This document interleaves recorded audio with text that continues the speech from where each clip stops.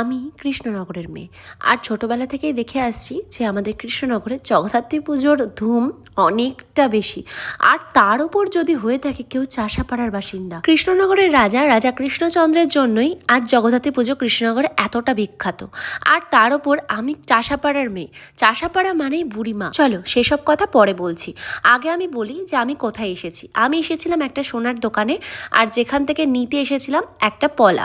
Actually পলাটা আমাকে বৌদিভাই gift করেছিল, জগদ্ধাত্রী পুজো উপলক্ষে নয়, এমনি ও কিনেছিল, মাকেও দিয়েছিল, তার সাথে আমাকেও গিফট করেছিল। আর প্রচুর যেহেতু সেদিনকে বার্থডে ছিল, সেই জন্য বাবা গিফট করেছিল মাজার একটা রূপোর চেন। তারপরে সেদিনকে আমার একটা জুতো কেনার ছিল, একটা পছন্দ মতো জুতো কিনে নিয়ে একটা ঘড়ি কিনলাম। অ্যাকচুয়ালি সেদিনকে সন্ধ্যেবেলায় একটা বান্ধবীর সাথে বেরিয়েছিলাম, মিষ্টুর সাথে বেরিয়েছিলাম, মিষ্টু ঘড়ি নিচ্ছিল, তো আমারও মনে হলো যে একটা ঘড়ি খুব পছন্দ হয়েছিল সেটা নিয়ে নিতে।